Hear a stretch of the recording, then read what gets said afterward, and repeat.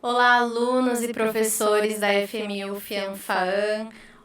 Começando hoje nosso último episódio do podcast Acontece. E antes da gente apresentar o nosso convidado de hoje, eu queria dar alguns recados para vocês, já que nós estamos no final do semestre. Gente, não esqueçam da entrega das atividades EAD até o dia 16 de junho. A pesquisa CPA também, o banner está no ambiente acadêmico, não esqueçam que é até o dia 9 de junho. E também a programação do NUGE, com o tema Além do Arco-Íris, um espaço de fala para todos. A programação foi organizada a fim de se criar um espaço de representação e visibilidade dentro da faculdade e fora dela. Os encontros eles estão acontecendo de forma remota e vão até o dia 16 de junho. Lembrando que a inscrição ela tem que ser feita previamente e o link desse formulário foi enviado por e-mail para todos os alunos. Cada uma dessas atividades ela vai valer 4 horas obrigatórias. Se você está precisando de horas, essa é a oportunidade. E para apresentar o nosso convidado de hoje, a Ana vai falar um pouquinho. Olá, pessoal, tudo bem? Eu sou a Ana, estou aqui mais uma vez de convidada, né? Convidada, apresentadora substituta, né? Mais um dia. Mais um dia, né? Hoje nós estamos com o nosso professor aqui da FIANFAAN, Bruno Casalotti. Seja muito bem-vindo, professor. Oi. A gente vai bater um papo sobre o Teorias na Tela, que é o festival realizado aqui na universidade, e também sobre o tema de pesquisa que o professor vem desenvolvendo aí nas ciências sociais, sobre o mundo do trabalho, né? Muito bem-vindo, professor. No audiovisual. No audiovisual, especificamente. Né? Isso. Professor, Obrigado. muito obrigada pela sua presença aqui hoje. Para começar, eu já queria te perguntar o que é o Festival Teorias na Tela? Bom, boa tarde. Todas, todos, todes. Ana Clara, Daiane. É um prazer estar aqui. Agradeço o convite para estar participando aqui da gravação. Acho que vai ser muito bacana conversar com vocês sobre esses temas, né? Tanto Teorias na Tela quanto minha pesquisa de doutorado, certamente vai ser muito interessante a gente falar sobre isso. Bom, o Teorias na Tela festival, né? Um festival que ele é organizado aqui pelos professores, pelos discentes aqui dos nossos cursos, né? Especialmente de rádio e TV e de produção audiovisual. Ele é um festival semestral, onde nós temos aí a premiação de projetos que os alunos realizaram ao longo do semestre, né? Geralmente, né, via de regra, os projetos integrados que os alunos, especialmente de rádio, TV e de produção audiovisual, fazem, né? Projetos integrados são os trabalhos multidisciplinares, ou seja, que envolvem várias disciplinas, vários professores, né? Mas a gente tem outras participações também, né? Então, às vezes, o pessoal de produção multimídia, né, já participou algumas vezes, né, do Teorias na Tela. O pessoal de produção cultural, antigamente, né, chegou a participar também. Enfim, então é um festival que ele é bastante amplo e ele tem um formato de festival de cinema. Então, é como se a gente tivesse ali as obras, né, os projetos dos alunos sendo apresentados, e depois eles passam por uma avaliação de um júri. Esse júri é formado pelos professores, né? Às vezes a gente tem um júri convidado também, né? E aí os melhores projetos, aqueles que são melhores avaliados pelo júri, recebem prêmios, né? Prêmios simbólicos, né? Vale dizer, mas prêmios que são importantes para os alunos colocarem aí no currículo, né? Eu acho que é isso. O festival ele surgiu em 2017, no contexto da disciplina de Teorias da Comunicação. Por isso que ele chama Teorias na Tela. Mas eu estou participando, eu assumi a organização dele em 2018. Né? Foi quando eu assumi a disciplina de Teorias da Comunicação. O festival, ele surgiu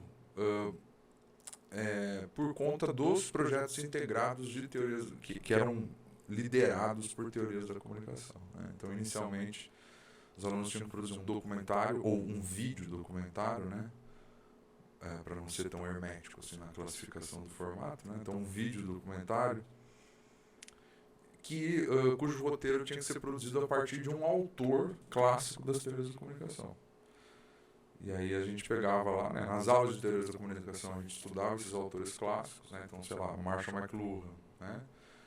Guy Debord, Adorno, Horkheimer com a indústria cultural, né? A Escola de Frankfurt, enfim, né? Raymond Williams, né? Com os estudos culturais, o Goffman, né? Com o interacionismo simbólico. Então a gente distribuía esses textos entre os alunos formavam grupos, e a partir dos conceitos, das indagações, das questões, dos objetos de pesquisa desses autores, eles desenvolviam um processo de pesquisa documental para fazer um vídeo documentário. Né? E os alunos precisam realizar alguma inscrição? Tem alguma seleção desses alunos ou todos podem participar? Todos os alunos que realizam projetos integrados, a gente considera que automaticamente eles estão participando do Teorias na Tela. Né? Então, os professores eles anunciam essa participação logo no início do semestre. E então é diferente, por exemplo, do festival audiovisual que nós também temos aqui, né, na faculdade, que aí é um festival que ele é aberto para o público externo, né, aberto para universitários de diversas partes do Brasil e do mundo, né, não só do Brasil. Então ele é para o público externo. Né? Como a gente está trabalhando com o público interno, então a gente privilegia os trabalhos que são realizados aqui na nossa casa, né, as nossas pratas da casa.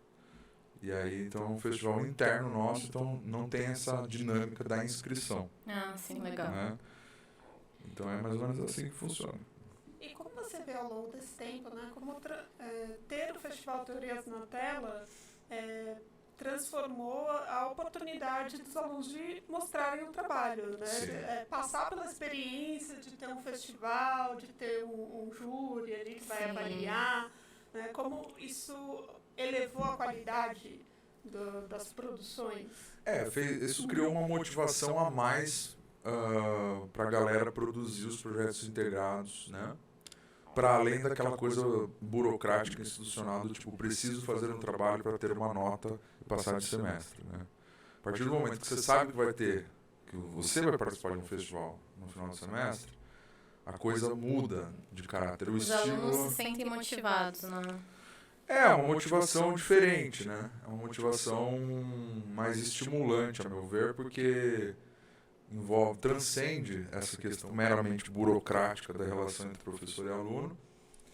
E é muito importante, né? Eu entendo o Festival Teorias na Tela como uma experiência muito importante, porque permite com que os alunos eles estejam, de certa forma, ambientados com essa dinâmica de festival, porque isso faz parte do mercado de comunicação, não só do mercado de audiovisual, rádio, TV, produtos sonoros, né? Não só, mas o mercado de comunicação em geral, ele tem essa coisa da exposição, né? Então, você, de certa forma, convida os alunos a entenderem como é esse processo de expor seus trabalhos,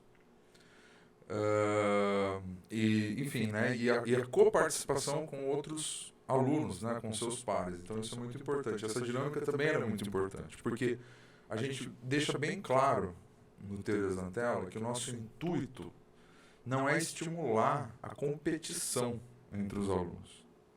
Né? Isso é uma coisa que é uma questão bastante candente para a gente. Né? Eu acho que a gente coloca isso de maneira muito clara para os discentes aqui da nossa casa. Né? Quer dizer, a gente não quer que se crie um ambiente de competição entre os alunos para ver quem vai fazer o melhor trabalho. Não é isso. Né? Ele é um festival que ele é inclusivo, ele tem muitos prêmios, ele tem menções honrosas, né? Tem espaço para todo mundo.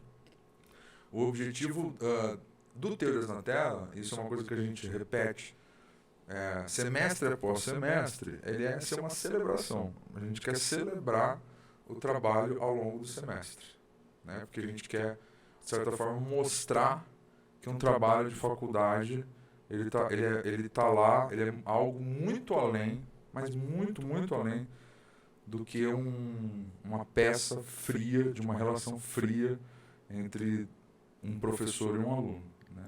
Uma obrigatoriedade, né? De uma coisa que não está só na dimensão dessa racionalidade institucional, vamos dizer assim, né?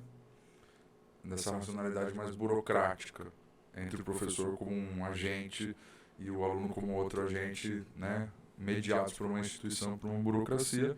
Acho que o trabalho, né? O trabalho de faculdade, ele é muito mais do que isso, né? O trabalho de faculdade, e eu entendo os projetos integrados dessa maneira, eles fazem parte de uma dinâmica de processo de ensino-aprendizagem onde a construção do conhecimento é coletiva, né?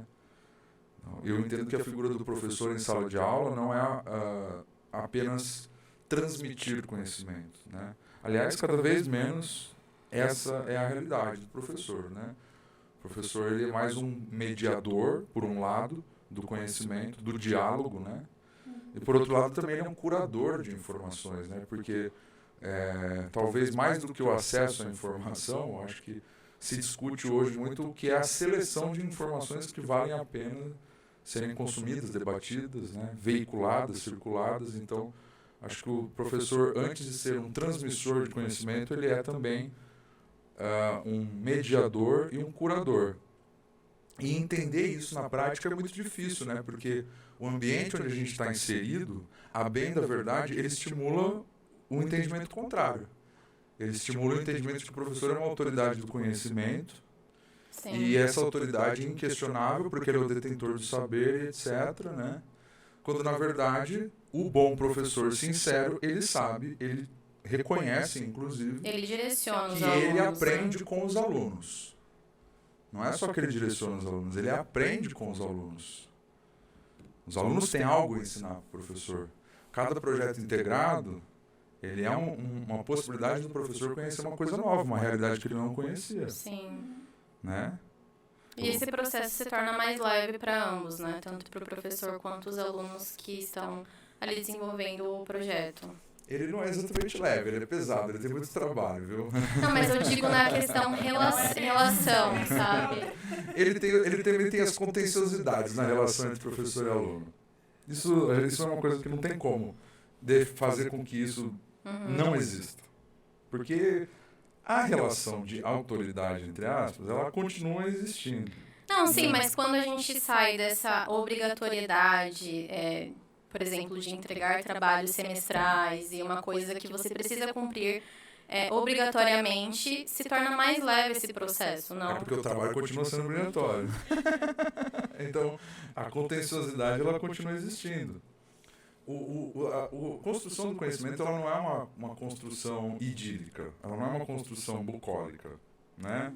Não é todo mundo sentado em torno de uma fogueira na praia, tocando um violão. Porque o conhecimento, ele é um processo conflitivo. Ele é, em essência, um processo conflitivo, né? E aí, é mais interessante quando o docente, ele assume isso. Ele assume que ele é um mediador de um processo conflitivo. Né? Claro que ele não é um agente do caos, né? Talvez seja um pouquinho, em alguns momentos. Mas é um caos que ele tem que ser construtivo, porque, como diria o Chico Sainz, né? Eu me organizando posso desorganizar. Só que eu posso dizer o contrário. Eu me desorganizando, depois eu posso organizar. Então, eu desconstruindo as coisas, os conceitos, as realidades, as noções pré-estabelecidas, eu posso construir coisas novas. Então, esse processo é um processo conflitivo. Então, a gente tem que assumir isso, sem nenhum problema, né? Sem nenhum problema. Eu acho, falando enquanto aluna de rádio e TV, né?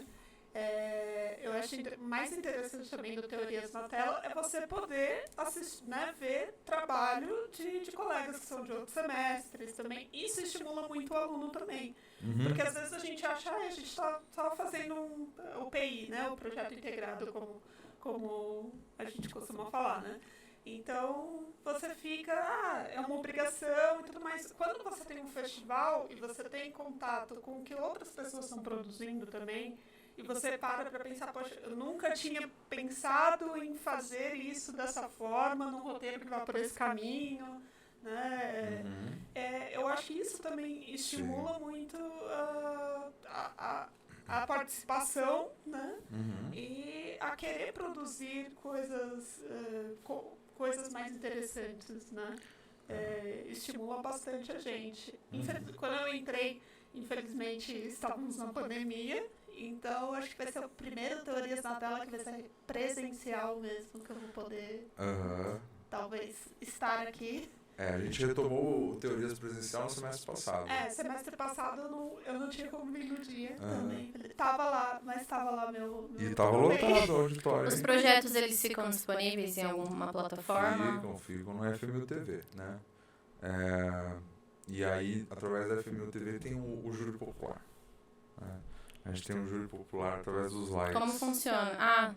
Como funciona esse os júri? Os likes nos vídeos, né? Que é o momento mais competitivo do festival, efetivamente, né? Que é quando a galera se engaja para divulgar os projetos. Esse momento, a gente costuma abrir uma janela para o espírito de competitividade entre os alunos, claro, com as suas limitações, com a civilidade necessária, porque esse ímpeto de divulgar para garantir os likes no vídeo ajuda a divulgar todas as outras produções, não só aquela produção em específico, né? Então, às vezes o sujeito, né, ele foi convidado a assistir aquele filme, aquele documentário, porque recebeu isso de algum aluno participando do Teorias, né? Porque é amigo de aluno aqui da casa, assiste ali, aí fala, opa, tem outro ali, vou ver. Aí vê o outro, então isso ajuda um pouco a divulgar. Então, tem isso também. O Teorias, ele é um espaço de divulgação dos trabalhos dos alunos, né? E já tem uma data confirmada para o próximo festival? Temos dia 26. 26 de junho? 26 de junho, segunda-feira, às 19 horas, tá? Se tudo der certo, aqui no Auditório Nelson Carneiro, tá? Estamos aguardando a confirmação, mas é isso, tá? E aí já acontece nesse dia, acontece todo o processo de apresentação, de avaliação. A gente faz no dia uma mesa de debate, né? Ainda é surpresa, não posso revelar ainda muitos detalhes, né? Sobre o teoria, sobre a programação do dia, isso vai ser revelado no início da semana que vem, né? A gente está acertando os últimos detalhes, né? Por hora, o que eu posso dizer é que vai ser dia 26, às 19 horas. Mas a gente começa com uma mesa de debate, tá? Então a gente sempre tem um convidado. Esse convidado pode ser um professor da casa, que vai fazer uma palestra, uma aula, né? Uma aula pública. Pode ser um convidado externo, né? E aí segue-se a isso a premiação dos alunos, as homenagens também. Fica aberto aos alunos para estarem presentes lá, assistindo as produções? Todos os alunos da instituição. Quantas produções estão confirmadas para esse evento? Eu precisaria... É bastante. Eles têm um tempo determinado, assim, para apresentar o projeto? Então, a gente tem a dinâmica de exibição que cada professor, cada semestre tem um professor que coordena o PI e cada professor que coordena esse PI acerta com a turma como vai ser a exibição desse projeto, né? Então a gente está aqui, por exemplo, com os alunos de quarto semestre de produção audiovisual, que a gente vai exibir os curtas deles no Auditório Ulisses Guimarães, né? Se tudo der certo, dia 21, né? A professora Natália, que está com os projetos integrados de terceiro semestre de produção audiovisual, também vai apresentar no auditório, né? Porque é bacana essa coisa de mostrar no auditório, porque é uma experiência dos alunos terem contato com o filme que eles produziram no telão, que é uma outra relação de tela, né? Que muitas vezes não é todo dia que a gente tem a oportunidade de ver uma coisa que a gente produziu numa tela enorme, sentado numa poltrona, como se fosse um cinema mesmo, né? Sim. E isso ajuda muito a entender o que eu estou produzindo, qual é a linguagem ali, então a gente tem essa dinâmica, né? Sim. E agora, puxando já o gancho para a sua pesquisa de doutorado, né? É ligada a relação o mundo do trabalho dentro do audiovisual.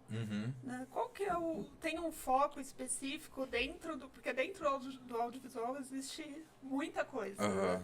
Tem algum foco específico de quais trabalhadores foram escolhidos para pesquisa, para desenvolver? Como foi essa escolha? Tem, mas eu queria fazer um gancho entre o assunto do Teorias na Tela e minha pesquisa de doutorado. Tá? Se vocês me permitem. Claro. Tudo bem. Porque assim, senão fica um salto muito brusco, né? E na verdade as duas coisas elas têm a ver, sim, né? Porque eu pesquisando trabalhadores profissionais que trabalham com comunicação, e aí eu tô falando de maneira geral, não só do audiovisual, né? Que querendo ou não, ser pesquisador dessa área significa ter contato com uma bibliografia, né? Então eu conheço pesquisadores que estudam sociologia do trabalho do jornalista, por exemplo, né? A gente está ali muito próximo, né? Então eu passei a entender o fazer comunicação como um fazer muito importante para a dinâmica do capitalismo contemporâneo, né? E que se assemelha a uma produção quase que em escala, vamos dizer assim, industrial. Não é isso? E aí basta a gente ver o que é o consumo de comunicação cotidianamente. E isso na internet, na televisão, no rádio, né? Muitas vezes a gente não se questiona sobre quem está por trás dessas produções. Mas a gente tem um exército de profissionais por trás de cada programa de televisão, por trás de cada programa de telejornalismo, por trás de cada filme, cada série, etc. Né? De maneira que essa invisibilidade, que é uma coisa que se precisa discutir se existe ou não essa invisibilidade, né? Mas, por força de expressão, essa invisibilidade muitas vezes desumaniza esse tipo de profissional. E o Teorias na Tela, ele serve para se rebelar contra isso. Eu entendo o Festival Teorias na Tela como um ato de rebeldia. Um ato de rebeldia organizado, evidentemente, né? Mas um ato de rebeldia contra a desumanização do profissional do audiovisual.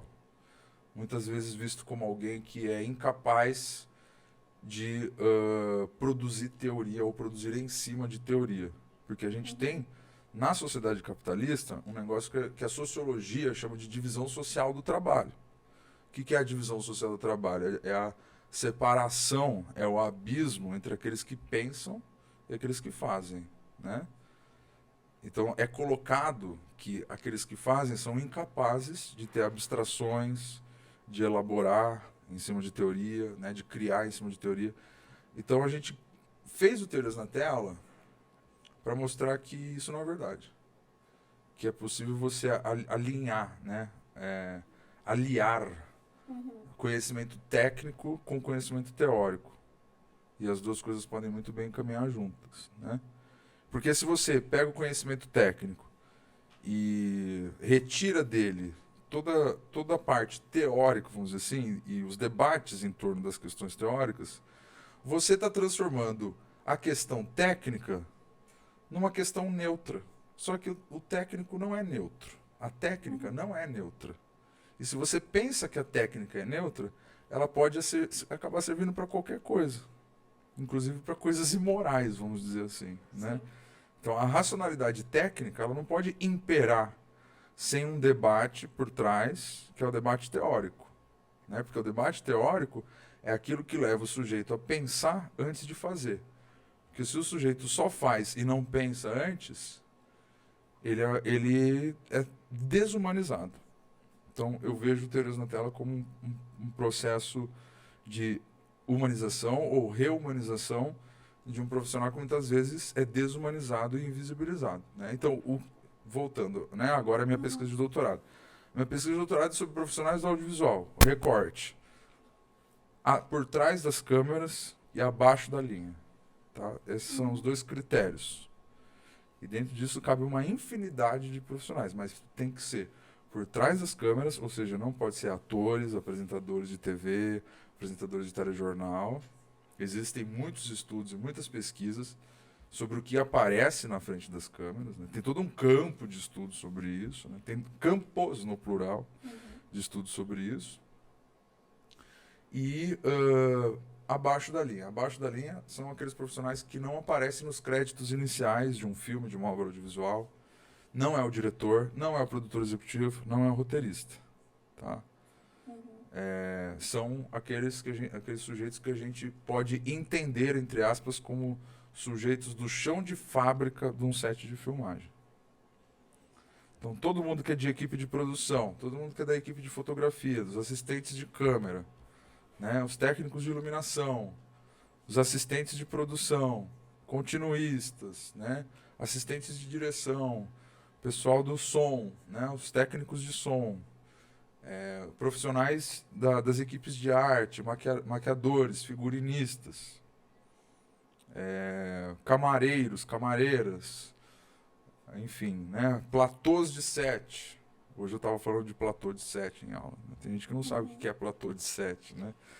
Platô de set é aquele profissional que ele é responsável pela logística dos equipamentos, né? Tem todo um cuidado, um protocolo em torno da logística de equipamentos, porque o set ele é dinâmico, ele muda de lugar. Então você tem o platô de set, né? Que ele é responsável por isso. Tem muita gente que não sabe que existe essa função, né? São também os profissionais da edição e da montagem. Então, editores, montadores, finalizadores, profissionais que trabalham com a mixagem de som. Então, todo mundo que, de certa forma, empresta sua força de trabalho para a realização de obras audiovisuais e, portanto, tem uma transferência de trabalho para a concretização das imagens em movimento. Então, todo mundo, né, visto dessa maneira, eu entendo como trabalhador do audiovisual. Então é isso. Esse é o meu objeto de pesquisa. E né? essas pessoas não aparecem naqueles créditos imensos que sobem no final das produções? Essas pessoas não aparecem ali? Aparecem, mas será que a gente para saber quem são claro. essas pessoas? Exatamente. E elas são Né? igualmente importantes, não? Não. Elas são centralmente importantes, né? E aí tem inclusive uma discussão que a gente tem que fazer, né? Sobre qual é o tamanho da importância dessas pessoas, né, para a realização de produtos midiáticos audiovisuais, né? Então esse é meu objeto de pesquisa no doutorado. O objeto, né? Qual é a questão? Aí já é outra história, né? Qual é a questão? A questão é se esses profissionais eles são valorizados. Um bom questionamento. Né? Se eles são valorizados, quais são as condições de trabalho? Quais são os fatores sociais e econômicos que implicam em valorização e desvalorização desses profissionais. Se esses profissionais eles gozam de reconhecimento, tanto no trabalho quanto reconhecimento social de uma maneira mais ampla. Quais são as trajetórias desses indivíduos até chegar nesse campo de trabalho. Qual é o capital social envolvido nessas relações. Então, é mais ou menos por aí. Você acha importante tratar todos igualmente? Porque já aconteceu algumas situações que saíram na mídia de produtores ou até diretores que eram muito autoritários e literalmente humilhavam os funcionários que estavam abaixo dele. Como que você enxerga essa questão? As pessoas precisam entender melhor a sua posição de... como eu posso dizer... de estar acima, dirigindo realmente, né? Colocando ali os funcionários... como eu não consigo... Uma relação mais horizontal, você quer dizer, do que uma hierárquica. Sim, mas vertical. aproveitando o poder que ele tem nas mãos para tratar todos igualmente, né? Nessa questão. Essa é uma discussão, assim, da onde que vem isso, né? Da onde que vem essa relação autoritária? Será que ela é inerente a essa relação hierárquica que está colocada no set de filmagem? Ou será que ela é tributária de uma outra história, talvez a história de imenso autoritarismo que nós temos aqui num país como o nosso, que acaba repercutindo em relações autoritárias em diversos mundos do trabalho diferentes, né? Então essa é uma pergunta interessante de se fazer. De fato, isso existe. De fato, existem relatos de diretores autoritários, de produtores autoritários, né? E isso tem muito a ver com uma certa ideia, que também é passível de questionamento teórico, que é a ideia de que o diretor ele é o autor criativo da obra. Né? Sim. E eu digo que é passível de questionamento teórico porque nós temos teorias que afirmam isso. Né? Chamadas teorias do autor. Né? Que na minha tese de doutorado eu chamo de autorialistas, né? Os sujeitos que são autorialistas, que eles entendem que a obra audiovisual, de maneira geral, as obras comunicacionais, elas têm um autor que pode ser subsumido a uma única pessoa, a um único indivíduo, assim, né? O que é bastante problemático, porque a gente sabe que um filme, por exemplo, de grandes proporções, ele tem uma participação de uma imensidão de sujeitos. Sim. Porque é o diretor, o autor criativo da obra, né? Bom, existem as razões que os autorialistas colocam que eu não vou entrar aqui nessa seara, né? Porque senão a gente vai ficar aqui a noite inteira conversando, o que seria uma boa ideia. Para falar sobre isso. Quem sabe num próximo podcast, né? Professor, mas a produção ela não começa no roteiro? Ela começa no roteiro, mas ela tem a contribuição Sim, de claro. vários indivíduos, né? Sim, com certeza. Com certeza. E a gente... E cada um pensa traz muito- uma ideia para agregar nesse roteiro, né? Por exemplo, o figurinista vai trazer a essência dele ali para aquele figurino, por exemplo. Sim. Tem muita personalidade no trabalho do figurinista, né? Sim. Eu acho que tem algumas funções, talvez seja mais fácil a gente ver essa personalidade, como figurino, cenário, fotografia, né? Mas aquele chão de fábrica mesmo da produção, a gente não consegue visualizar tanto, e talvez por isso também não seja tão valorizado, né? Exatamente. E muitas vezes uma ideia que muita gente atribui a uma ideia genial do diretor e tudo, mas às vezes não foi uma ideia dele, às vezes foi alguma ideia de quem estava ali na produção, de até uma solução de problema, né? Sim, com certeza. Ou algo assim. E é digno que o diretor, né, se for o caso, reconheça de quem veio essa ideia, né? De atribuir a ideia a quem a propôs. Sim. Concordo com tudo que você está falando. E em relação, como que não sei se a sua pesquisa já está se desenvolvendo nesse sentido, né? Mas a questão salarial, né? Desse chão de fábrica, como essa diferença de salários, né? Dentro da hierarquia, como que isso é feito o quantitativo de calcular esse valor, né? A gente consegue ter uma dimensão de como é a faixa salarial através de dados oficiais. Então, isso eu uso muito, né? A gente estava discutindo agora há pouco a questão de números, né? Dados estatísticos. Mas na minha pesquisa eu uso uma base de dados chamada RAIS, que é uma sigla, né? É Relação Anual de Informações Sociais, que é uma base de dados criada pelo Ministério do Trabalho e do Emprego, né? E que tem informações aí, né, de declarações de empresas, né? Então, empresas que quando declaram imposto de renda, tem que declarar algumas informações sobre a mão de obra empregada naquela empresa. Agora, se não me engano, não sei se é de microempresa ou de empresa de pequeno porte para cima que tem que declarar para a RAIS, né? Eu acho que é microempresa com determinado número de funcionários, agora eu não me lembro. Eu sei que MEI não tem que fazer esse tipo de prestação de contas para a RAIS.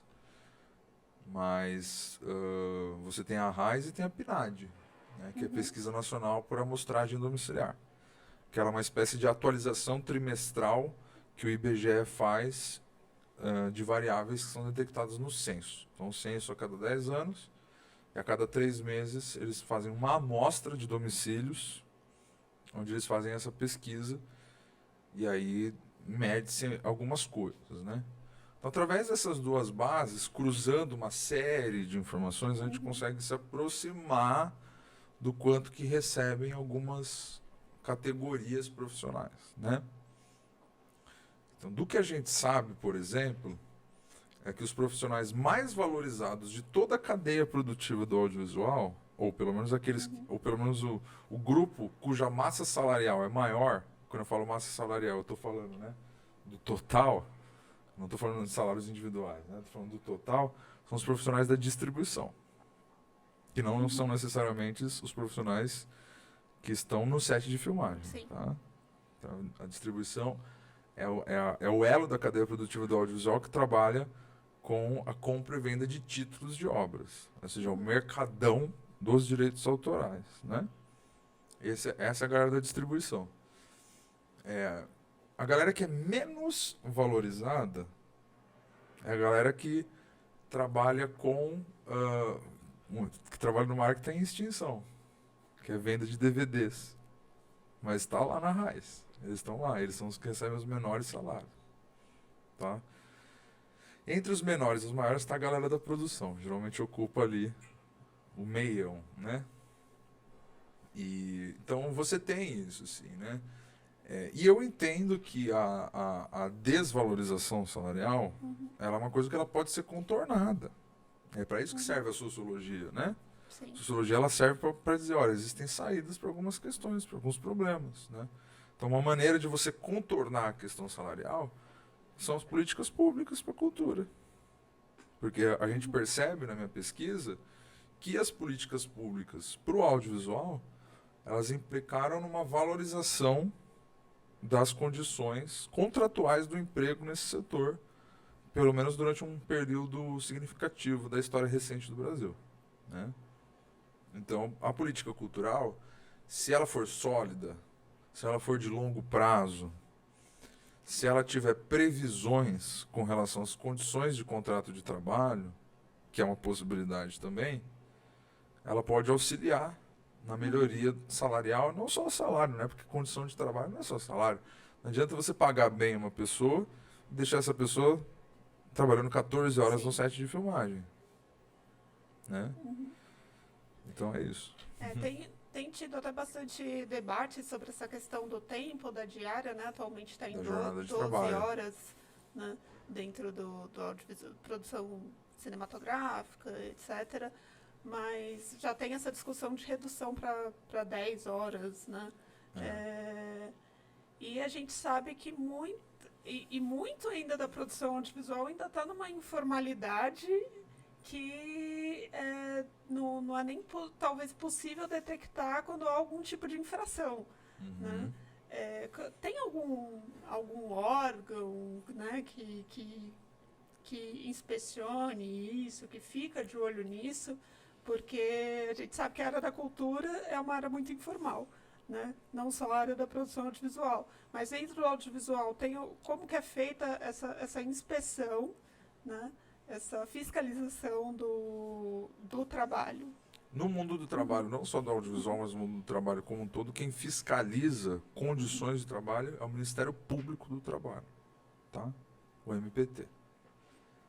Então, o Ministério Público do Trabalho ele tem essa prerrogativa, ele tem essa autoridade, né, para entrar num ambiente de trabalho, por exemplo, num ambiente laboral e verificar quais são as condições daquele trabalhador. Claro que a quantidade de auditores, procuradores do Ministério Público do Trabalho que nós temos hoje no Brasil é insuficiente. Não tem como você fiscalizar totalmente, né, todos os ambientes de trabalho que existem. Então, a fiscalização muitas vezes ela acontece via denúncia. Mas vale dizer uma coisa importante, viu? A gente teve uma reforma trabalhista em 2017 que ela flexibilizou bastante as condições contratuais. Então, se abriu margem para a contratação de autônomos de maneira legal, né? E sem limites. Sem limites. Antigamente existia a questão do limite da atividade fim. Né? Então, a terceirização, né, e contratação de autônomo como MEI é uma forma de terceirização. A terceirização ela só podia acontecer na atividade meio, não na atividade fim. A partir da reforma de 2017, todos os profissionais da empresa, da mais alta hierarquia à mais baixa, podem ser contratados de maneira autônoma, portanto terceirizados, né? Então isso abre margem para formalizar aquilo que antes a gente chamava de informalidade, né? Então agora é um estudo a ser feito, né? Quer dizer, o quanto que isso impactou nesse mundo do trabalho. Porque o argumento dos defensores da reforma em 2017 é que essa possibilidade contratual ela iria melhorar as condições de trabalho dos profissionais de diversas áreas, inclusive, né, da comunicação, do audiovisual. Então, essa é uma discussão que ela tem que ser feita. Professor, para encerrar nossa entrevista, nosso bate-papo, eu queria saber de você qual é o seu objetivo com essa pesquisa. Você quer gerar um impacto, uma mudança nessas relações de trabalho? Todo sociólogo quer gerar um impacto na sociedade. Ainda que a gente não possa assumir isso tão diretamente, assim. Porque a sociologia ela tem um princípio que o Weber criou, que a gente chama de neutralidade axiológica. Né? Agora, evidentemente que a gente não tem como ser neutro dentro de uma pesquisa. Não tem como. Isso, a gente não tem como ser neutro. Numa pesquisa de sociologia, a gente não tem como ser neutro numa produção comunicacional, a gente não tem como ser neutro, enfim, nas humanidades de maneira geral, numa produção artística. Então, o meu objetivo é fornecer um conhecimento útil para os profissionais dessa área, para as instituições e entidades representativas, associações e sindicatos que representam esses profissionais, para que eles entendam como é esse mercado, para além daquilo que já se sabe, né, para além daquilo que eles já sabem, mas agora tendo toda uma análise, uma interpretação a partir da sociologia, né, e a partir disso tentar diminuir um pouco os impactos, vamos dizer assim, daquilo que são as transformações recentes no mundo do trabalho que a gente chama de reestruturação produtiva neoliberal. É isso. Incrível. Pouco ambicioso, né? Pouquinho. E é isso, professora. A gente agradece a sua participação aqui. Foi muito proveitosa essa conversa. É da Ianê. Foi muito proveitoso esse bate-papo. E eu queria agradecer a todos vocês, ouvintes aqui, que estiveram conosco, participando de cada episódio, aos alunos, aos técnicos aqui com a gente, que nos ajudaram super também na desenvoltura, enfim, em cada produção, em cada episódio, e ao nosso professor que foi o orientador desse projeto. E é isso, gente. Obrigada. Muito obrigada, pessoal. Obrigada mais uma vez aqui ao Acontece por me receber como substituta. E obrigada a todos. Obrigada, professor Bruno. E até um próximo projeto. Até.